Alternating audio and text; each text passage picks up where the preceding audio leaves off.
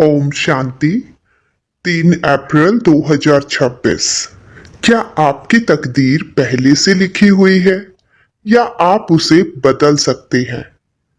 क्या सिर्फ एक याद आपकी पूरी किस्मत को ऊंचा बना सकती है? आज की मुरली में बाप दादा हमें एक ऐसा राज बताते हैं जिससे हम अपनी तकदीर को सेकंड में बदल सकते हैं। और साथ ही हमें यह भी सिखाते हैं कि सच्चा बहादुर कौन है, जो खुद ही नहीं बल्कि दूसरों को भी रास्ता दिखाता है। अगर आप भी अपनी तकदीर को ऊंचा बनाना चाहते हैं और जीवन में सच्चा सुख, शांति और शक्ति पाना चाहते हैं, तो इस वीडियो को अंत तक जरूर देखें, क्योंकि आज की मुरली आपकी सोच और जीवन दोनों बदल सकती है। तो मीठे बच्चों, चलिए शांत मन से सुनते हैं आज की प्रातः मुरली। ओम शांति। मीठे बच्चे, बाप समान रहम दिल बन अनेकों को रास्ता बताओ। जो बच्चे दिन रात सर्विस में लगे रहते हैं वही बहादुर है। प्रश्न: ऊंची तकदीर का मुख्य आधार किस बात पर है? उत्तर: याद की यात्रा पर।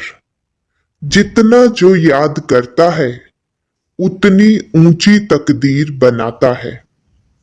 शरीर निर्वाह अर्थ कर्म करते बाप और वर्षे को याद करते रहो तो तकदीर ऊंची बनती जाएगी। गीत: तकदीर जगाकर आई हूं। बच्चे जब पैदा होते हैं तो अपने साथ कर्मों अनुसार तकदीर ले आते हैं। कोई साहूकार पास, कोई गरीब पास जन्म लेते हैं। बाप भी समझते हैं कि वारिस आया है। जैसे जैसे दान पुण्य किया है उस अनुसार जन्म मिलता है। अब तुम मीठे मीठे सिक्की लदे बच्चों को कल्प बाद फिर से बाप ने आकर समझाया है। बच्चे भी जानते हैं कि हम अपनी तकदीर ले आए हैं।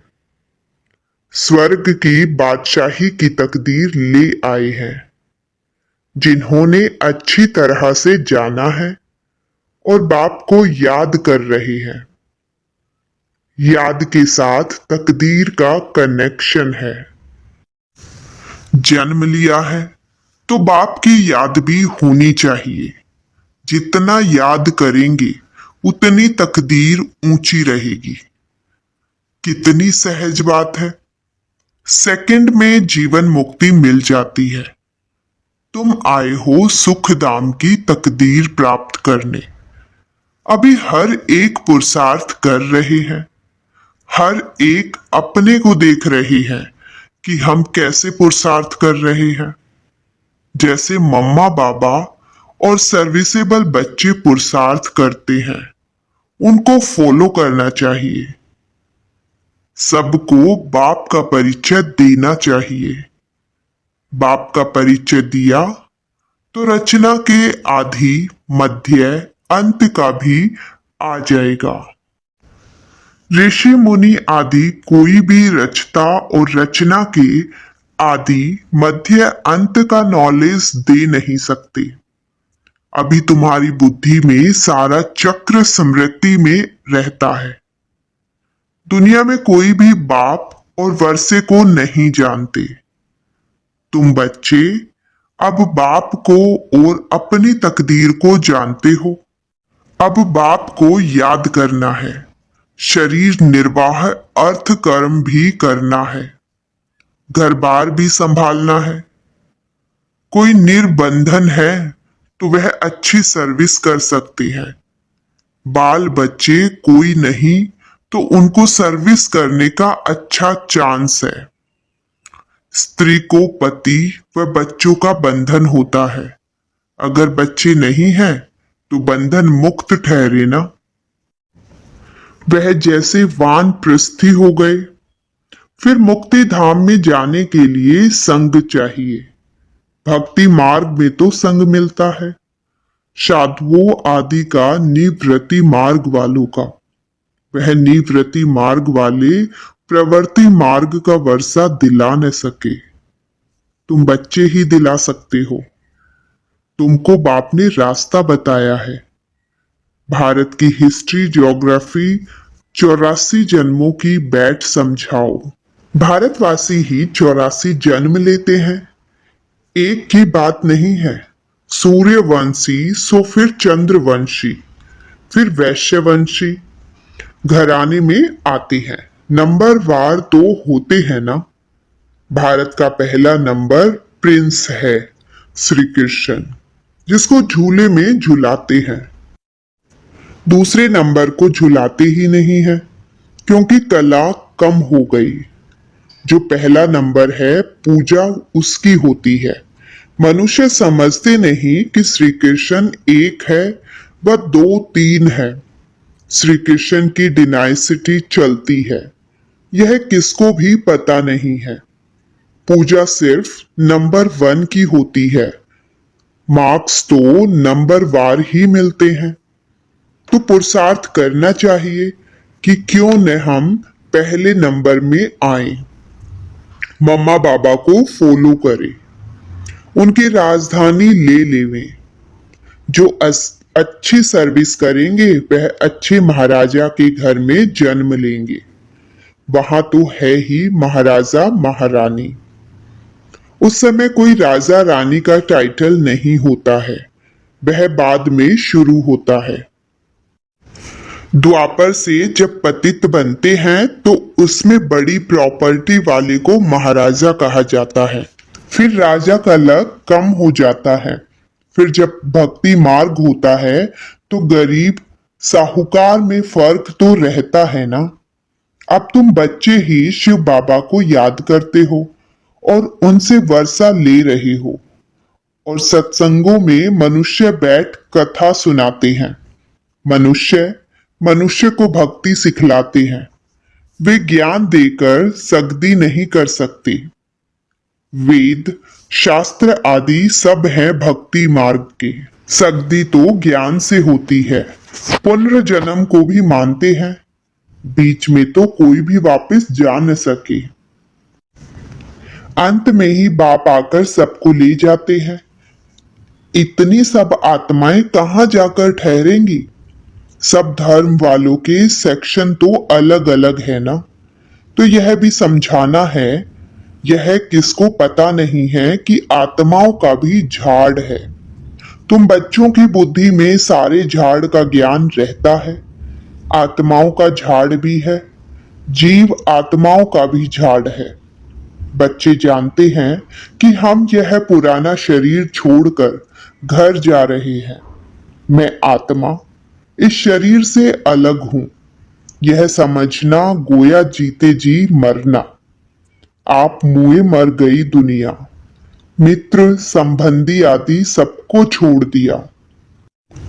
पहले पूरी शिक्षा लेकर मर्तबे के अधिकारी बन फिर जाना है।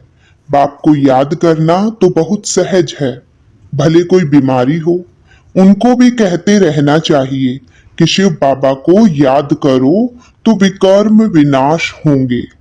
जो पक्के योगी हैं उनके लिए जल्दी मरना मतलब शरीर छोड़ना भी अच्छा नहीं है, क्योंकि वह योग में रहकर रूहानी सेवा करते हैं।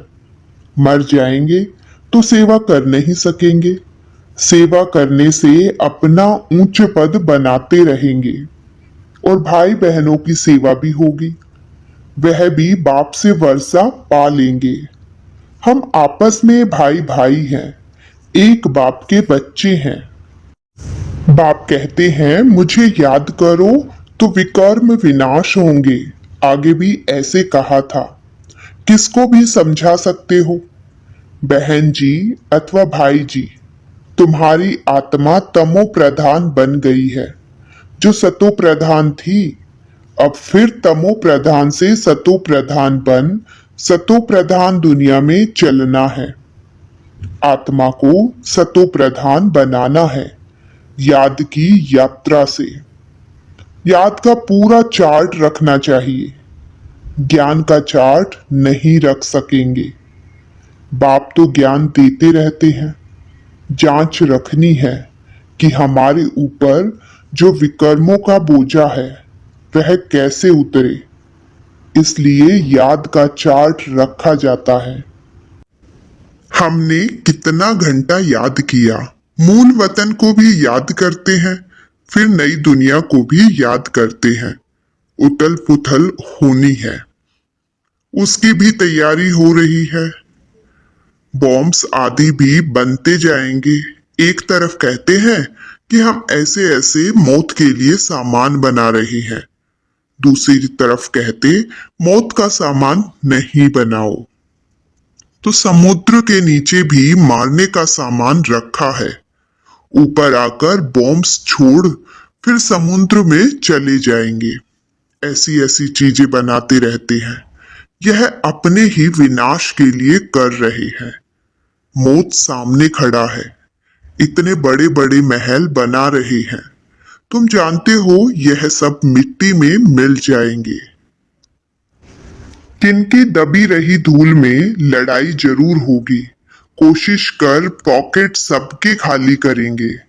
चोर भी कितने घुस पड़ते हैं, लड़ाई पर कितना खर्चा करते हैं। यह सब मिट्टी में मिल जाना है। मकान आदि सब गिरेंगे। बॉम्ब्स आदि गिरने से सृष्टि के 3 भाग खल्लास हो जाते हैं, बाकी 1 भाग बच जाता है। भारत एक हिस्से में है ना, बाकी तो सब बाद में आए हुए हैं। अभी भारत खंड का ही भाग बचेगा। मौत तो सबका होना ही है, तो क्यों न हम बाप से पूरा वर्षा ले लेवें।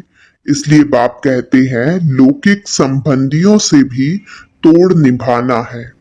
बाकी बंधन नहीं है तो बाबा राय देंगे कि क्यों नहीं सर्विस पर लग जाते हो।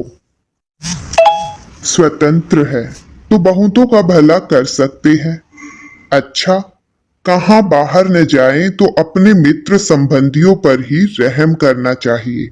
आगे कहते थे ना कि बाबा रहम करो। अब तो तुमको रास्ता मिला है तो औरों पर भी रहम करना चाहिए, जैसे बाप रहम करता है। बाप कहते हैं मुझे याद करो तो विकर्म विनाश होंगे। सन्यासी लोग तो हठ योग आदि की कितनी मेहनत करते हैं। यहाँ तो यह कुछ नहीं है, सिर्फ याद करो तो पाप भस्म हो जाएंगे। इसमें कोई तकलीफ नहीं, सिर्फ याद के यात्रा की बात है। उठो बैठो, कर्मेंद्रियों से भले कर्म भी करो, सिर्फ बुद्धि का योग बाप से लगाओ। सच्चा सच्चा आशिक बनना है उस माशूक का। खुद कहते हैं कि हे आशिकों, हे बच्चों, भक्ति मार्ग में तो बहुत याद किया, लेकिन अब मुझ माशूक को याद करो तो तुम्हारे पाप भस्म होंगे। मैं गारंटी करता हूं। कोई कोई बात शास्त्रों में आ गई है। भगवान द्वारा गीता सुनने से तुम जीवन मुक्ति पाते हो। मनुष्य द्वारा गीता सुनने से जीवन बंधन में आ गए हो, सीढ़ी उतरते आए हो। हर एक बात में विचार सागर मंथन करना है, अपनी बुद्धि चलानी है। यह बुद्धि की यात्रा है जिससे विकर्म विनाश होंगे। वेद शास्त्र यज्ञ तप आदि करने से पाप नष्ट नहीं होंगे, नीचे ही गिरते आए। अभी तुमको ऊपर जाना है, सिर्फ सीढ़ी से कोई समझ नहीं सकेंगे जब तक उस पर कोई समझाए नहीं। जैसे छोटे बच्चे को चित्र दिखाकर सिखाना पड़ता है। यह हाथी है, जब हाथी देखेंगे तो चित्र भी याद आएगा, जैसे तुम्हारी बुद्धि में आ गया है। चित्र में हमेशा छोटी चीज दिखाई देती है। तुम जानते हो कि वैकुंठ तो बड़ा होगा ना, बड़ी राजधानी होगी। वहां हीरे जवाहरातों के महल होते हैं, वह फिर प्राय लोप हो जाते हैं।